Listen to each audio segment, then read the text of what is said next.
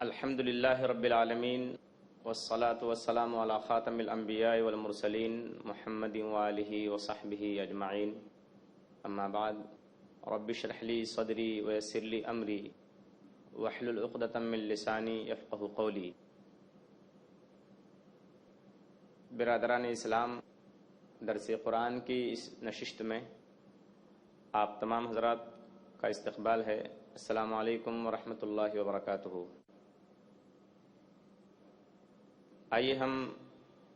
آج سورۃ البلد سورہ نمبر 90 کی بقیہ آیات جو ہیں ان میں سے 4 آیتوں کی تلاوت کرتے ہیں اور ان کا ترجمہ اور تفسیر سنتے ہیں۔ اعوذ باللہ من الشیطان الرجیم، میں اللہ کی پناہ میں آتا ہوں شیطان مردود سے۔ بسم اللہ الرحمن الرحیم، اللہ کے نام سے شروع کرتا ہوں جو بڑا مہربان نہایت رحم کرنے والا ہے۔ فک رقبۃ، کسی غلام کو آزاد کرنا، او اطعام فی یوم ذی مسغبہ، یا بھوک والے دن کھانا کھلانا، یتیمن ذا مقربہ، کسی رشتہ دار یتیم کو،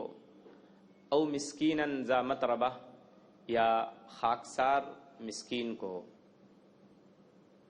یہ جو 4 آیتیں آپ کے سامنے پڑھی گئی ہیں، آیت نمبر 13 سے 16 تک، تو اس سے پہلے چونکہ اللہ تبارک و تعالیٰ نے اس شخص کا ذکر کیا ہے جو اپنے مال کو بیجا جگہوں پر خرچ کرتا ہے، جو شخص فضول خرچیاں کرتا ہے اور دکھاوے کی جگہوں پر خرچ کرتا ہے، تو اب اللہ تبارک و تعالیٰ نے اس کے مقابلے میں انسان کو بتایا کہ وہ کون سی جگہیں ہیں جہاں انسان کو خرچ کرنا چاہیے، اور ان جگہوں پر خرچ کر کے انسان اخلاقی پستیوں میں گرنے کے بجائے انسان اخلاق کے اونچے معیار پر اور اخلاق کی بلندیوں پر پہنچ جاتا ہے۔ تو اللہ نے بتایا کہ وہ خرچ کرنے کی جگہ یہ ہے۔ پہلی چیز بتائی فک رقبہ، کسی گردن کو آزاد کرنا یا کسی غلام کو آزاد کرنا۔ آپ کے دھیان میں یہ بات رہنی چاہیے کہ یہ جو سورت ہے سورۃ البلد سورہ نمبر 90، یہ بالکل ابتدائی سورتوں میں سے ایک سورت ہے، مکی سورت ہے، اور وہ بھی بالکل حضور اکرم صلی اللہ علیہ وسلم کے اوپر ابتدائی زمانے میں، شروع زمانے میں حضور صلی اللہ علیہ وسلم پر یہ سورت نازل ہوئی ہے۔ سنجیدگی سے سوچیں کہ اس مکی سورت میں جو کہ ابتدائی زمانے میں، شروع زمانے میں نازل ہوئی، اس میں غلام کے ساتھ اس طرح کا سلوک کرنے کی ہدایت دینا اور یہ بتانا کہ نیکی کے راستے کی جو مشکل راستہ ہے اور اس کی جو پہلی سیڑھی ہے وہ یہ ہے کہ انسان کسی غلام کو آزاد کرے۔ اس سے پتہ چلتا ہے کہ اسلام کا نظریہ، اسلام کی جو تھیوری ہے سلیوری کے بارے میں، غلام کے بارے میں، اور جو اسلام کا کنسیپٹ ہے، جو تصور ہے غلامی کے بارے میں، وہ کیا ہے۔ اسلام یہ چاہتا ہے کہ انسان آزاد پیدا ہوا ہے، وہ آزاد بن کر رہے۔ چنانچہ جب آپ غور کریں گے غلامی کی تاریخ پر، اس کی ہسٹری پر جب آپ غور کریں گے تو آپ کو معلوم ہوگا غلامی کی یہ تاریخ ہزاروں سال سے ہے۔ تو غلامی کی یہ تاریخ پرانی ہے۔ جتنی بھی پرانی قومیں ہیں، چاہے مصری قوم ہو، چاہے یونانی قوم ہو، چاہے رومی قوم ہو، چاہے ہندوستانی قوم ہو، تمام قوموں میں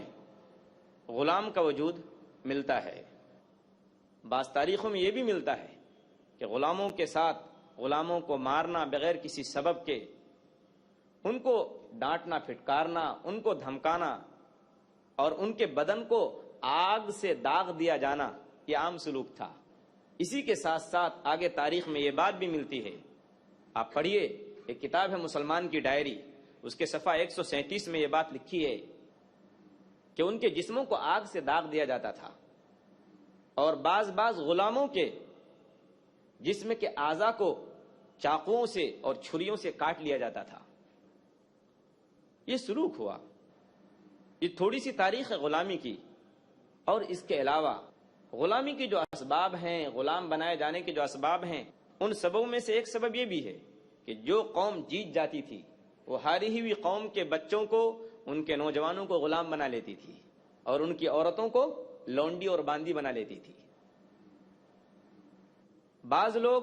تنگ دستی کی وجہ سے، بھوک مری کی وجہ سے اپنے بچوں کو بیچ دیا کرتے تھے۔ حتیٰ کہ جو یورپین اقوام کے بارے میں آتا ہے، ان لوگوں کا حال یہ تھا کہ یہ ڈاکہ زنی کرتے تھے اور چوری کرتے تھے، اور اس طریقے سے وہ دوسری قوم کے بچوں کو، دوسری قوم کی عورتوں کو لے جا کر اپنی مارکیٹ میں، اپنی منڈیوں میں بیچ دیا کرتے تھے۔ ایسے موقع پر اسلام نے کیا ہدایت دی، کیا انسٹرکشن دیا اسلام نے؟ ایک طرف تو یہ حال تھا غلام کا اور غلاموں کے ساتھ برتاؤ اور سلوک کا۔ اس موقع پر یہ بات بھی ذہن میں رکھیے کہ غلامی اسلامی زندگی کا کوئی حصہ نہیں تھی۔ اسلام نے بین الاقوامی جو تاریخ تھی، انٹرنیشنل پیمانے پر جو حالات تھے، ان کو سامنے رکھ کر اس کو اس لیے گوارا کر لیا تھا غلامی کو کہ اگر سارے غلاموں کو ایک ساتھ آزاد کر دیا جاتا، یا ساری باندیوں اور لونڈیوں کو ایک ساتھ آزاد کر دیا جاتا، تو ظاہر بات ہے جو دشمن قومیں تھیں ان کی طاقت اور مضبوط ہو جاتی۔ اور اس کے علاوہ خاص طور پر وہ لونڈیاں، وہ باندیاں، اگر ان کو بے سہارا چھوڑ دیا جاتا، آزاد کر دیا جاتا، تو اخلاقی برائی بہت ساری پیدا ہو جاتی۔ تو اسلام نے حالات کو سامنے رکھ کر غلامی کو گوارا کیا اور اس کے بعد احکام دیے، ہدایتیں دی۔ سب سے پہلی چیز یہ ہے کہ اسلام نے مکے کے ابتدائی دور میں جو شروع کا زمانہ تھا، اسی موقع پر آیتیں نازل کی، سورت نازل کی، جس میں مسلمانوں کو حکم دیا گیا کہ غلاموں کے ساتھ اچھا سلوک کرو۔ اس کے علاوہ حضور اکرم صلی اللہ علیہ وسلم نے اپنی زبان مبارک سے بھی غلاموں کے بارے میں اچھا سلوک اور اچھا برتاؤ کرنے کا حکم دیا۔ میں آپ کے سامنے قرآن پاک کی چند آیتیں اور چند حدیثیں رکھتا ہوں، آپ مطالعہ کیجئے اس آیت کا جو سورہ نساء سورت نمبر 4 آیت نمبر 36 کے اندر اللہ نے فرمایا ہے، وَبِالْوَالِدَيْنِ إِحْسَانًا وَبِذِي الْقُرْبَى وَالْيَتَامَى وَالْمَسَاكِينِ وَالْجَارِ ذِي الْقُرْبَى وَالْجَارِ الْجُنُبِ وَالصَّاحِبِ بِالْجَنبِ وَابْنِ السَّبِيلِ وَمَا مَلَكَتْ أَيْمَانُكُمْ، کہ لوگوں ماں باپ کے ساتھ اور رشتہ داروں کے ساتھ اور قریب کے پڑوسیوں کے ساتھ اور دور کے پڑوسیوں کے ساتھ اور بازو کے ساتھیوں کے ساتھ اور یتیم کے ساتھ اور مسکین کے ساتھ اور مسافر کے ساتھ اور وہ اس شخص کے ساتھ جو تمہاری ماتحتی میں ہیں، جو تمہارے انڈر میں ہیں، جو غلام بن کر ہیں، ان کے ساتھ اچھا سلوک کرو۔ حتیٰ کہ حضور اکرم صلی اللہ علیہ وسلم کی ایک صحیح حدیث موجود ہے صحیح مسلم کے اندر، حدیث نمبر 4298 کے اندر نبی کریم صلی اللہ علیہ وسلم نے فرمایا کہ من لطم مملوکن او ضربہ فکفارتہ ان یعتقہ، فکفارتہ ان یعتقہ، کہ جس شخص نے کسی غلام کو تھپڑ مارا یا اس کو کوئی دوسری سزا دی تو اس کا کفارہ یہ ہے کہ وہ مالک اپنے غلام کو آزاد کر دے۔ تھپڑ مارا یا کوئی دوسری سزا دی تو اس کا کفارہ یہ ہے کہ اس کا جو مالک ہے وہ اس کو آزاد کر دے۔ یہ اسلامی تعلیم ہے۔ مسند احمد کی ایک اور روایت موجود ہے جو صحیح ہے، نبی کریم صلی اللہ علیہ وسلم نے شوق دلایا، معاشرے کو ابھارا کہ دیکھو ان کے ساتھ بھی سلوک ویسے ہی کرو جس طریقے سے تم اپنے بھائی بندوں کے ساتھ سلوک کرتے ہو۔ یہ بھی انسان ہیں، یہ بھی ہمارے اور تمہارے جیسے لوگ ہیں۔ صحیح مسند کی روایت ہے جو صحیح ہے، نبی کریم صلی اللہ علیہ وسلم نے فرمایا کہ من اعان غازیا، کہ جس شخص نے کسی مجاہد کی مدد کی، او مکاتبن، یا اس شخص کی مدد کی ایسے غلام کی جس غلام نے اپنے مالک سے یہ سمجھوتا کیا ہے، ایگریمنٹ کیا ہے، یہ معاہدہ کیا ہے کہ میں اتنی قسطوں میں آپ کو اتنا مال دے دوں گا، آپ مجھ کو آزاد کر دیجئے، اس کی مدد کی، تو اللہ تبارک و تعالی اس کو قیامت کے دن اپنے سائے میں جگہ دیں گے، جس دن اللہ کے سائے کے علاوہ کوئی سایہ نہیں ہوگا۔ یہ حضور اکرم صلی اللہ علیہ وسلم کی ہدایت ہے۔ اور آگے صحیح بخاری کی ایک اور روایت موجود ہے، حدیث نمبر 6715 کے اندر نبی کریم صلی اللہ علیہ وسلم نے فرمایا کہ من اعتق رقبۃ مسلمۃ، کہ جس مسلمان نے کسی مسلمان گردن کو آزاد کیا تو اللہ تبارک و تعالی اس غلام کے ایک ایک جسم کے عضو کے بدلے، جیسے ہاتھ ہے، جیسے کان ہے، جیسے پیر ہیں، جیسے ناک ہے، جیسے سر ہے، اس کے ایک ایک جسم کے حصے کے بدلے میں آزاد کرنے والے کو جہنم سے آزاد کرتا ہے۔ آگے حدیث کے الفاظ کیا ہیں؟ حتی فرجہ بفرجہ، یہاں تک کہ آزاد کرنے والے مالک کی شرمگاہ کو اللہ تبارک و تعالی آزاد کر دیں گے اس غلام کی شرمگاہ کے بدلے۔ یعنی حضور صلی اللہ علیہ وسلم یہ فرمانا چاہتے ہیں کہ اللہ تعالیٰ اس کو مکمل طور پر آزادی دے دیں گے۔ اس کے ساتھ ساتھ آپ نے بارہا سنا ہوگا کہ زکوٰۃ کی جو مد ہے، زکوٰۃ خرچ کرنے کی جو جگہیں ہیں وہ 8 ہیں۔ ان جگہوں میں سے ایک جگہ، ایک مد وہ بھی ہے جو غلامی کے نام سے جانی جاتی ہے۔ وہ کیا ہے؟ چنانچہ اللہ تبارک و تعالیٰ نے سورہ توبہ سورہ نمبر 9 آیت نمبر 60 کے اندر فرمایا کہ انما الصدقات للفقراء والمساکین والعاملین علیہا والمؤلفۃ قلوبہم وفی الرقاب، کہ دیکھو جو زکوٰۃ کی رقم ہے، جو زکوٰۃ کے پیسے ہیں، جو زکوٰۃ کا مال ہے، یہ ان لوگوں کے لیے ہے جو فقیر ہیں، جو مسکین ہیں، جو مقروض ہیں، اور اس کے علاوہ گردن آزاد کرنے میں زکوٰۃ کی رقم خرچ کی جائے گی۔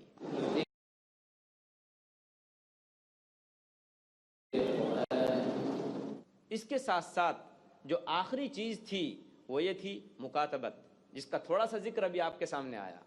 مکاتبت کا مطلب یہ ہے کہ وہ غلام جو کسی مالک کے انڈر میں ہے اپنے مالک سے سمجھوتا کر لے کہ میں اتنی قسطوں میں اتنا مال دوں گا، آپ مجھے آزاد کر دیجئے، تو یہ آزاد کرنا مستحب ہے اور بعض علماء کے نزدیک فرض ہے۔ چنانچہ اللہ تبارک و تعالیٰ نے قرآن میں فرمایا ہے، سورہ نور سورہ نمبر 24 کے اندر اللہ تعالیٰ فرماتے ہیں کہ والذین یبتغون الکتاب مما ملکت ایمانکم فکاتبوہم ان علمتم فیہم خیرا وآتوہم من مال اللہ الذی آتاکم، کہ جو لوگ تمہارے قبضے میں ہیں، غلام بن کر ہیں، اگر وہ تم سے آزادی حاصل کرنا چاہیں کچھ مال دے کر تو ان کو آزادی دے دو، اگر تم ان کے اندر کوئی بھلائی پاؤ۔ اور دیکھو اللہ تعالیٰ نے جو مال تم کو دیا ہے اس مال کو اس کو دے دو تاکہ وہ تمہیں دے کر آزادی حاصل کر لے۔ اس سے بڑھ کر اور اچھی تعلیم کیا ہو سکتی ہے غلامی کو ختم کرنے کی؟ اس کے علاوہ جب جائزہ لیں گے کہ آج کی تاریخ میں غلامی کی کون سی شکل باقی ہے، اس کے لیے اسلام ہم کو کیا تعلیمات دیتا ہے، تو آپ اس کو بھی سمجھ سکتے ہیں۔ تو ایک رائے تو جو میں نے ذکر کی غلامی کے بارے میں وہ یہ تھی کہ غلامی کی جو تاریخ تھی ابتدائی،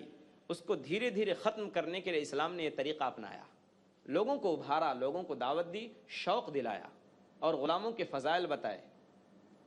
اور حضور اکرم صلی اللہ علیہ وسلم نے اپنی تعلیمات کے ذریعے اس کو سمجھایا بھی۔ حتیٰ کہ آپ سب حضرات جانتے ہیں کہ فتح مکہ کے موقع پر سن 8 ہجری میں جب مکہ فتح ہوا ہے تو حضور اکرم صلی اللہ علیہ وسلم نے اپنی پیٹھ کے پیچھے اپنی اونٹنی پر ایک غلام کو بٹھا کر حضرت اسامہ رضی اللہ تعالیٰ عنہ کو یہ بات لوگوں کے سامنے واضح کر دی کہ غلامی کوئی عار کی چیز نہیں ہے، یہ کوئی شرم کی چیز نہیں ہے۔ بڑے بڑے جلیل القدر تابعی اور محدثین غلام ہیں، یا تو وہ غلام کی اولاد ہیں یا وہ خود غلام تھے۔ حسن بصری رحمۃ اللہ علیہ بہت بڑے تابعی ہیں، انہوں نے 120 صحابہ کرام کو دیکھا ہے اور ان سے ملاقات کی ہے، وہ خود ایک غلام کے بیٹے ہیں۔ محمد بن سیرین کے والد یعنی سیرین خود غلام کے بیٹے تھے۔ ضحاک جن کا نام تفسیر کی کتابوں میں ہزاروں مرتبہ آتا ہے، وہ خود ایک غلام تھے۔ ابراہیم نخعی رحمۃ اللہ علیہ بہت بڑے تابعی ہیں، وہ خود ایک غلام تھے۔ امام مکحول رحمۃ اللہ علیہ وہ شام کے امام گزرے ہیں، وہ خود ایک غلام کی اولاد ہیں، ایک لونڈی کے بطن سے پیدا ہوئے۔ کہ اگر آج کی تاریخ میں کوئی ایسا سچویشن پیدا ہو جائے، ایسے حالات پیدا ہو جائیں، جو قیدی ملیں ہم کو گرفتار کر کے لائے جائیں، ان کو غلام بنایا جا سکتا ہے، لیکن جو شرطیں ہیں وہ بہت سخت ہیں، بہت ہی زیادہ مضبوط ہیں، ان شرطوں کی پابندی ضروری ہے۔ اور تیسری رائے یہ ہے، صاحب احسن البیان نے لکھا ہے کہ فک رقبتن جو اس آیت کے اندر ہے، کسی غلام کو آزاد کرنا، اس کی ایک شکل آج یہ ہو سکتی ہے کہ اگر کوئی آدمی مقروض ہے، قرض کے بوجھ میں دبا ہوا ہے، پریشان ہے، اس کو اتنا پیسہ دے دیا جائے کہ وہ اپنے قرض کو ادا کر لے، تو یہ بھی آزاد کرنے کی ایک شکل ہے، غلام کو آزاد کرنے کی ایک شکل اور صورت ہے۔ اس کے علاوہ یہ بھی میں بتانا چاہتا ہوں کہ آج کل جو مسلمان نوجوان حوالات میں بغیر کسی گناہ کے، بغیر کسی جرم کے، بغیر کسی قصور کے صرف اس لیے بند ہیں کہ وہ مسلمان ہیں، ان کی مالی مدد کرنا اور ان کو چھڑانے کی کوشش کرنا، یہ بھی گردن آزاد کرنے کے برابر ہے اور اس کی ایک شکل ہے۔ اس کے بعد جو آیت ہے، آیت نمبر 14، او اطعام فی یوم ذی مسغبہ، تو پہلی شکل تو یہ ہوئی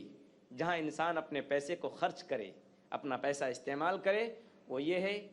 کہ کسی گردن کو آزاد کرے، کسی مقروض کے قرض کو ادا کر دے تاکہ وہ اس بوجھ سے نجات پا جائے۔ اور دوسری چیز یہ ہے او اطعام فی یوم ذی مسغبہ، یا بھوک والے دن کھانا کھلانا۔ علماء تفسیر لکھتے ہیں کہ بھوک والے دن کھانا کھلانے کا مطلب، یہ جو شرط لگائی ہے بھوک والے دن کھانا کھلانا، یہ شرط اپیل کو مؤثر بنانے کے لیے ہے، اپیل کو اثردار بنانے کے لیے ہے۔ یوں تو کھانا کھلانا ہر دن اچھی بات ہے، لیکن جب قحط کا زمانہ ہو، جب لوگ بھوکوں مر رہے ہوں اور ان کو کھانے کی سخت ضرورت ہو، اس دن کھانا کھلانا یہ بہت بڑی بات ہے۔ او اطعام فی یوم ذی مسغبہ، بھوک والے دن کسی کو کھانا کھلانا۔ یہاں یہ بات بھی سنتے چلیے، کھانا کھلانے کا مطلب صرف پیٹ بھر کر کھانا کھلا دینا مراد نہیں ہے، بلکہ ضرورت مند کی ضرورت کو پوری کرنا، چاہے وہ کھانا کھلا کر ہو، چاہے وہ پیسے دے کر ہو، چاہے اس کی کسی طرح سے مدد کر کے ہو، چاہے اس کی ہمت افزائی کر کے ہو، یہ ساری چیزیں اس کے اندر داخل ہیں۔ او اطعام فی یوم ذی مسغبہ، کس کو کھانا کھلانا؟ آگے اللہ نے بتایا ہے یتیمن ذا مقربہ، کسی رشتہ دار یتیم کو، کسی رشتہ دار یتیم کو کھانا کھلانا، ورنہ تو ہر یتیم مدد کا مستحق ہے، ہر یتیم ایسا ہے کہ اس کی مدد کی جانی چاہیے، اس کی مدد آدمی اخلاقی طور پر بھی کرے۔ لیکن جو یتیم رشتہ دار بھی ہو، اس کی مدد کا دوہرا اجر ہے، ایک تو یہ کہ وہ یتیم ہے، اور دوسرا یہ ہے کہ وہ صلہ رحمی بھی ہے، رشتہ دار کا حق ادا کرنا ہے۔ تو یتیمن ذا مقربہ، ایسا یتیم جو تمہارا رشتہ دار بھی ہو، اس کو کھانا کھلانا یا اس کی مدد کرنا یا اس کی ضرورت پوری کرنا۔ اور اس کے بعد حضور اکرم صلی اللہ علیہ وسلم نے یتیم کی ہمت افزائی کس طرح سے کی ہے، معاشرے کو اور سوسائٹی کو کس طرح سے ابھارا ہے کہ وہ دیکھو وہ ہمارے سماج کا حصہ ہیں، جس طرح غلام ہماری سوسائٹی کا حصہ ہیں، اسی طریقے سے یتیم بھی ہماری سوسائٹی کا حصہ ہیں، ہمارے سماج کا حصہ ہے۔ چنانچہ حضور اکرم صلی اللہ علیہ وسلم نے ابھارا اور کیا فرمایا، انا وکافل الیتیم کہاتین فی الجنہ، کہ دیکھو میں اور یتیم کی کفالت کرنے والا، اس کی دیکھ بھال کرنے والا، اس کے خرچ کو برداشت کرنے والا، اس کی نگرانی کرنے والا جنت میں ایسے ہوں گے۔ واشار بالسبابۃ والوسطیٰ، اور حضور اکرم صلی اللہ علیہ وسلم نے شہادت کی انگلی اور یہ جو بیچ کی انگلی ہے، درمیان کی انگلی، ان دونوں کے ذریعے اشارہ فرمایا کہ دیکھو ان دونوں کے درمیان کوئی تیسری چیز نہیں ہے، کوئی تیسری چیز نہیں ہے، تو ہم اور یتیم جنت میں ایسے ہی ہوں گے۔ لیکن آگے حدیث میں یہ بھی ہے وفرج بینہما، اور حضور اکرم صلی اللہ علیہ وسلم نے دونوں انگلیوں کے درمیان کشادگی فرمائی، یعنی دونوں انگلیاں ہیں تو قریب، یعنی ہم اور یتیم رہیں گے تو جنت ہی میں، لیکن درجے کے اعتبار سے اور مرتبے کے اعتبار سے فرق ہوگا میرے میں اور یتیم میں۔ اس طریقے سے حضور اکرم صلی اللہ علیہ وسلم نے یتیم کی ہمت افزائی فرمائی اور معاشرے کو ابھارا یتیم کی مدد کرنے کے لیے، یتیم کا تعاون کرنے کے لیے۔ آپ سوچ سکتے ہیں کہ جنت کے اندر حضور اکرم صلی اللہ علیہ وسلم کی صحبت اور حضور اکرم صلی اللہ علیہ وسلم کے ساتھ اٹھنا بیٹھنا، یہ بہت بڑا مرتبہ ہے، یہ بہت بڑا درجہ ہے اور یہ بہت بڑی عزت کی بات ہے۔ لیکن یہ عزت اور یہ مقام اور یہ مرتبہ اس کو ملنے والا ہے جو یتیم کی پرورش کرے، یتیم کی دیکھ بھال کرے، یتیم کی کفالت کرے۔ اس کے بعد جو آخری آیت ہے آج کی تفسیر کی وہ یہ ہے، او مسکین ذا متربہ، یا ایسے مسکین کی مدد کرے آدمی، اس کی ضرورت پوری کرے جو خاک آلود ہو۔ خاک آلود کا مطلب کیا ہے؟ خاک آلود کا مطلب یہ ہے، مسکین اس کو کہتے ہیں، علماء تفسیر نے لکھا ہے مسکین وہ ہے جس کے پاس اتنا نہ ہو جو اس کے گزر بسر کے لیے کافی ہو سکے، جس سے وہ گزارا کر سکے، اس کو مسکین کہا جاتا ہے۔ ایک صحیح حدیث کے اندر، حدیث نمبر 4539 کے اندر نبی کریم صلی اللہ علیہ وسلم نے، جو صحیح بخاری کی روایت ہے، نبی کریم صلی اللہ علیہ وسلم نے فرمایا ہے کہ لیس المسکین الذی تردہ اللقمۃ واللقمتان ولا التمرۃ ولا التمرتان، مسکین وہ نہیں ہے جس کو کھجور، دو کھجور یا لقمہ اور دو لقمے دروازے پر سے لوٹا دیں۔ انما المسکین الذی یتعفف، مسکین تو وہ ہے جو محتاجگی کے باوجود، غریب ہونے کے باوجود مانگنے سے بچے، مانگنے سے بچے، وہ شخص اصل مسکین ہے، وہ مدد کا مستحق ہے، اس کی مدد کی جانی چاہیے۔ کیونکہ حضور اکرم صلی اللہ علیہ وسلم نے دعا مانگی ہے، ترمذی شریف کی روایت ہے جو صحیح ہے کہ اللہم احینی مسکینا و امتنی مسکینا، اے اللہ مجھ کو مسکین زندہ رکھ اور مسکینی کی حالت میں مجھ کو اس دنیا سے اٹھا، مسکینی کی حالت میں مجھ کو موت دے۔ تو مسکین کی مدد کرنا، ان کا تعاون کرنا بہت بڑے ثواب کا کام ہے۔ لیکن اس حدیث کے اندر یہ ہدایت بھی موجود ہے ہم سب کے لیے کہ جو شخص در در مانگتا پھرتا ہے، گھر گھر مانگنے کے لیے جاتا ہے، وہ قطرہ قطرہ مانگ کے دریا جمع کر لیتا ہے، وہ تھوڑا تھوڑا کر کے بہت سارا مال جمع کر لیتا ہے، وہ اصل مسکین نہیں ہے، وہ اصل مسکین نہیں ہے، بلکہ مسکین تو اصل وہ ہے کہ جس کے چہرے مہرے سے آپ کو پتہ نہ چلے، شکل و صورت سے ظاہر نہ ہو کہ یہ شخص مسکین ہے، نہ اس کا لباس بتائے، نہ اس کی شکل بتائے اور نہ اس کی صورت بتائے کہ یہ شخص غریب ہے اور غربت کی زندگی گزار رہا ہے۔ اس کے لیے آپ کو پتہ لگانا پڑے گا کہ کون مسکین ہے اور کون مدد کا مستحق ہے جس کی ہم مدد کریں۔ ایسے لوگوں کو ڈھونڈ ڈھونڈ کر اس کی مدد کی جانی چاہیے۔ آگے حضور صلی اللہ علیہ وسلم نے فرمایا کہ اقرؤ ان شئتم، اگر تم چاہو تو قرآن پاک کی یہ آیت پڑھو، لا یسألون الناس الحافا، وہ لوگ مسکین ہیں، محتاج ہیں جو لوگوں سے لپٹ کر نہیں مانگتے، پیر نہیں پڑ جاتے، نہیں مجھے آپ کو دینا ہی پڑے گا، وہ لوگ تو بس مانگنے سے بچتے ہیں۔ ان کی خودداری، ان کی غیرت منع کرتی ہے کہ تم کسی کے سامنے سوال کا ہاتھ پھیلاؤ۔ ایسے لوگ مسکین ہیں، ان کی مدد کرنی چاہیے۔ دعا کیجیے اللہ تبارک و تعالی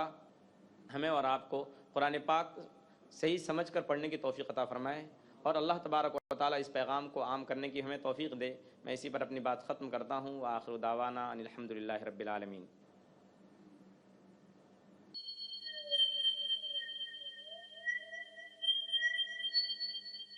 اللہ غفور، اللہ رحیم، اللہ يحب المحسنین، وخالق